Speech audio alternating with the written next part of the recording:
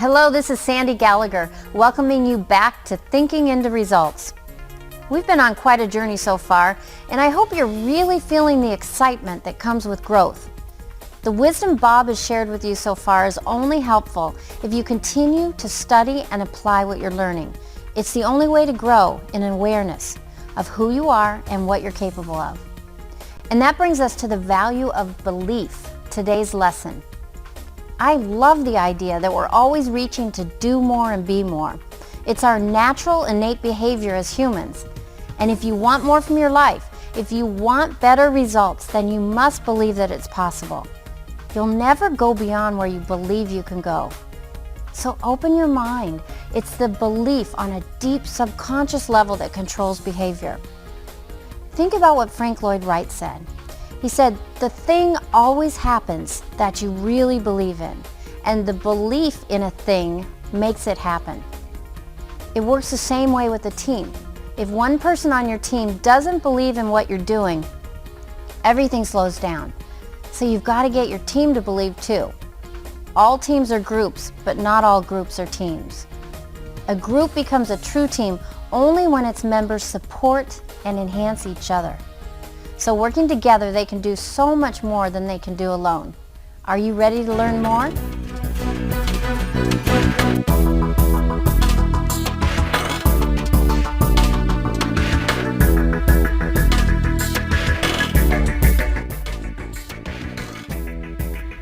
Do you know there's a single word that when it's properly understood, it changes everything? You're going to find this word in the Bible. You're going to find it in the New Testament, the Old Testament. You're going to find it in the Bhagavad Gita, in the Quran, in the Torah. You're going to find it in all the good psychology books. The word is belief. Do you know, one of the earliest psychologists in America, William James, he said, believe and your belief will actually create the fact. And we've heard all things are possible for the person who believes. Well, Napoleon Hill wrote about this. He said there's a difference between wishing for a thing and being ready to receive it. Now, he said no one's ready for a thing until they believe that they can acquire it. The state of mind must be belief and not mere hope or wish. Now, he said open-mindedness is essential to belief. Closed minds will not inspire faith, courage, or belief.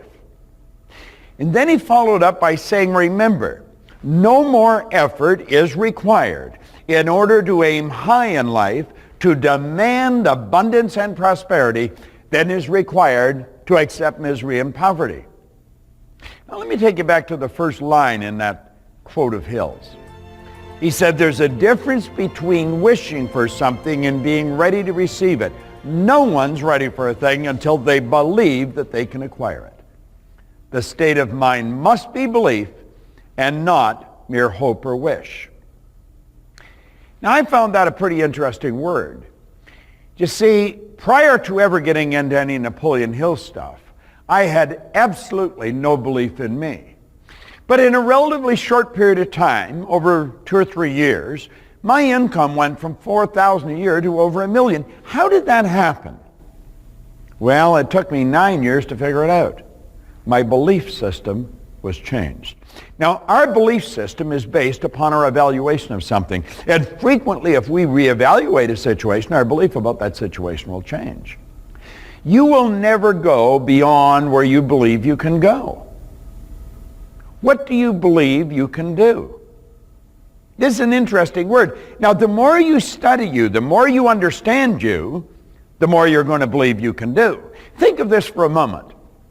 Do you know the electrical system in your body would make the electrical system in a supercomputer look like an absolute toy? The blood that circulates through your body. It circulates through hundreds of miles of passageway every 33 seconds. It carries all the food in and all the garbage out in one sweeping change. Now, you've probably never spent any time thinking about that, but think about it for a moment. Do you know that your brain is an electronic switching station? Every cell has both a negative and a positive pole. That's based on the law of polarity. Everything has an opposite. You activate brain cells and set up a vibration in your body. If you activate the negative pole in any cell, you're going to move yourself into a negative vibration. And by virtue of just flipping over to the positive pole, you move into a positive vibration. Keep going. Stop and ask yourself, what happens when you cut your hand? It heals, doesn't it? Who heals it? The doctor doesn't heal. The healing power is within. You've got an ingenious system built within you to keep your body in excellent working order. And yet you'll find people don't believe in themselves. I didn't believe in myself. Why? Because I didn't understand myself. I understood very little. I thought I was my name. I thought I was this body. You're not your body. You moved into your body. You're going to move out of it. Your name is something you're given. You can change it. Now there's a very powerful word, praxis. P-R-A-X-I-S. Praxis is the integration of belief with behavior. Now let me repeat that. Praxis is the integration of belief with behavior.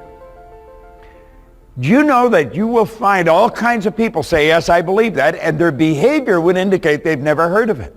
I have come to the conclusion that we've got belief on two levels. We've got a belief in our educated mind based on logic, based on what we see and the information we gather. But then we've got belief on a very deep level, on a subconscious level that controls our behavior. It's part of the paradigm. Do you know that most of your beliefs you did not originate yourself? They were passed along in the genes. It's part of your conditioning. Strange, isn't it? Now think about that for a moment. You'll hear people say, well, I believe that, but they don't really believe it. We have a plan of what we're going to do in a company. We sit around and we may spend a lot of time designing this, and if one person doesn't believe it, that's an anchor on that team. We've got to get everybody to believe it. We've got everybody believe that we can do something. When we've got a team, I don't care if it's a team of executives or a team of laborers, if there's somebody that doesn't believe in the concept you're working with, they're going to hold everything back. We've got to spend some time making certain everybody believes on an emotional level what we're talking about. We've got to practice this word, praxis. We've got to begin to integrate some of our beliefs with our behavior. I used to say, I believe I can do better, but I never did better. What happened? Yeah, I believe I can do this, but my behavior would indicate that I couldn't do it. You know? I believe I can earn this, go here, go there. I never did it. Why? You see, on a conscious level, on a logical level, we can sit down, we can think it through, and we say, yeah, I could do that. But that isn't the part we're working with. We talk about that in the, the knowing-doing gap. See, the knowing part of your mind, you might know, you might believe you can do it there. You could ask yourself, do I believe it on a gut level? Do I believe it deep in my psyche? Because if we don't, we've got to change that part of the paradigm. The beautiful truth is, no one knows what you're capable of doing. The most erudite scientist alive will not even guess at what you and I are capable of doing. We've got more power in our little finger than would be required to light up this entire building for nearly a week. There's about 11 million kilowatt hours per pound potential energy locked up in the electrons in the atoms of our body. We're a walking mass of power. Yet you'll hear people say, I don't have any energy. What they should say is, I don't have any desire. Person says, I believe I can do better. Do they really believe? Let's take this word praxis and get some study groups going. Get some mastermind groups going in the company, in your social life, in your family. Let's ask ourselves, what do I believe I'm capable of doing? Because the truth is, you can do anything, but you've got to believe it. If you don't believe it, it isn't going to happen. What did Napoleon Hill say? He said there's a difference between wishing for something and being ready to receive it. No one's ready for a thing until they believe that they can acquire it. The state of mind must be belief and not mere hope or wish.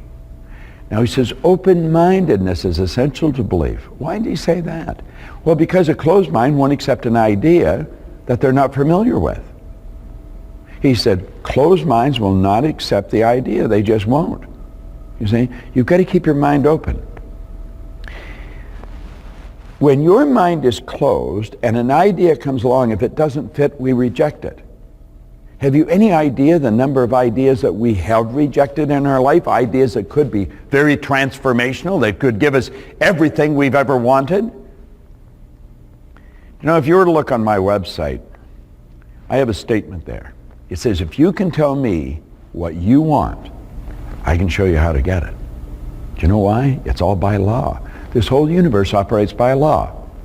You might have seen The Secret. I quoted Dr. Werner von Braun on The Secret. He said that the natural laws of this universe are so precise that we don't have any difficulty building spaceships. We can literally send people to the moon, and we can time the landing with the precision of a fraction of a second. The laws are very important.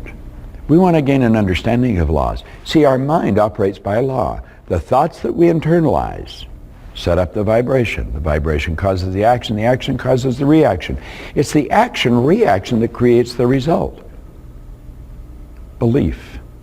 You got to believe it can be done, but you've got to get everybody on the team believing it.